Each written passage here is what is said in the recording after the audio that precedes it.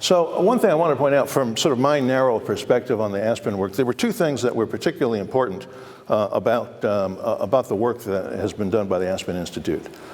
First of all, libraries do not exist in isolation from the rest of the world, right? They're not just something over there. Not only do they need to be embedded in the community and be made useful in all aspects of the community, but they also need to understand what the lives are of the people that they're serving, and hence to adjust. And like every other institution in the 21st century, just being good isn't good enough, right? I mean, you really need to figure out what you can do to step up the game, because the world is changing and demands are increasing and people's expectations are increasing.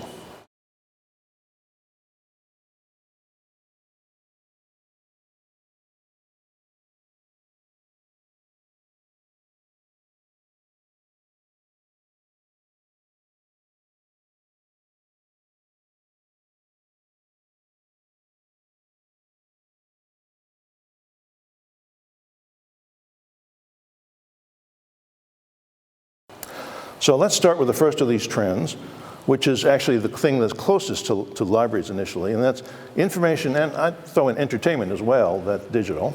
There's an incredible amount of digital stuff going on in the world. The library community has been devoted to actually digitizing even printed materials. There's a lot of stuff that's born digital now. Think about all the things that you can read, ebooks and whatever, that start out that way. Right? So this is a completely different kind of world. And this stuff is delivered in a variety of ways. It's no longer just between hard covers. The internet is everywhere.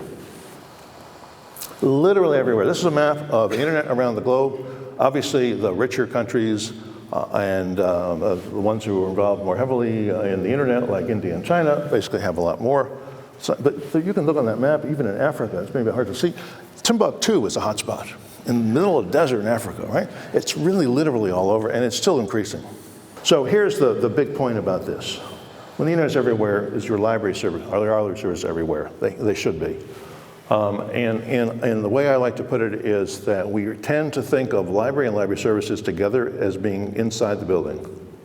And I think it's important as a community to think about library services as being everywhere that the internet can take it, not being constrained by the physical barrier of the building. The building's still important for a variety of purposes, but that's not all there is to library anymore. Visual communications with anyone, anywhere, that's the next important trend that's developing. Why is this important? Because so much of the communication is beyond just the text, right? And some of the studies, classic studies have been done, 93% of the communication is beyond the text. So that if you miss that visual element, you're missing a lot. Any of you who have ever seen email or texting flare-ups where people misread what was in the text alone because they're not seeing everything? I will understand immediately the kind of problem we have now on the internet. Obviously, lots of things are happening to change that. This is an important trend of making a living by providing services and intangible products. So in the past 15 years, 21% of the economic growth is directly attributable to the internet connections. And particularly for small business, those that use it grow 2 times faster. Now, the other thing about a knowledge economy is, so what's the competitive edge in a knowledge economy? In a manufacturing economy, generally speaking, the focus was on reducing costs, right? And being more efficient, more productive. In a knowledge economy, the key competitive edge is innovation. And innovation is not oftentimes what we were taught. We think of some lone genius sitting on a mountaintop, right? And if we only had a couple of those, we'd have this huge industry. We'd have, like, Steve Jobs could create an $800 billion corporation in our county. It doesn't really work out that way. And I have these wonderful quotes.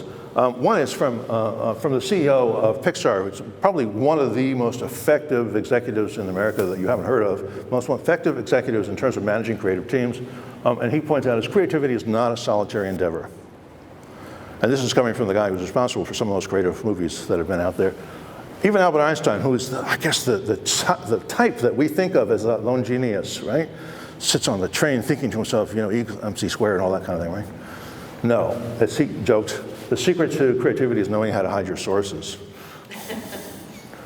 Right? And even the, you know, the New Yorker cartoon, I get my best ideas in airports looking at other people's laptops. The reality is that innovation is a collaborative effort. Those of you who have some free time, this book came out a few years ago, but it's really very good. It's Stephen Johnson, Where Good Ideas Come From, the Natural History of Innovation. And he starts out with the coffee houses of England that started the modern scientific revolution. People just got together, they had discussions, they exchanged ideas, they were doing experiments, and they come back and discuss them and what the meaning was. And that's what got things kicked off. Excuse me. In this century, you don't need the coffee house anymore. Right? People can innovate together, and the library becomes a place where they can connect to others, both face-to-face locally, but with a video conferencing with other like-minded people anywhere in the world. The next important thing is billions of people producing both producing and consuming content. So a lot of us grew up in an age in which we had massive distribution of stuff we saw on television, and we had no role in it whatsoever. We just sort of sat there, couch potatoes, right? That was the expression. Now you have this incredible growth of things like blogs and social media, and even in the publishing world. I don't know if you can see it, but in terms of Kindle sales now, we're down to 13% of what they sell is from the traditional big 5 publishers. The other stuff, it's self-published, it's all kinds of other things. It's not the traditional way of doing things.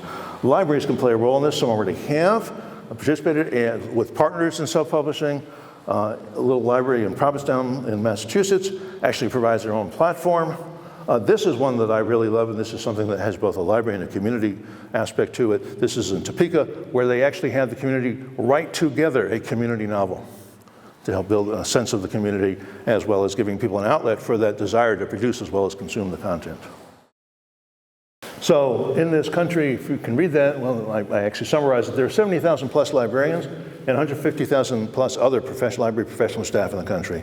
If those people actually work together, and they can because they're all attached to the internet, imagine the kind of services that they can provide, the kind of specialization they can do. You can walk in to your local library here, and if you're interested in something like ancient, I don't know, Chinese art, they may not be anybody here who knows that answer who can help you, but there'll be a reference librarian available, empowered by artificial intelligence, somewhere else, maybe it's Chicago, who knows. And if librarians work together this way and took advantage of the networks in the same way they've done this for common collections, you're going to see that whole next generation of libraries really broadening the resources and making it much more cost effective.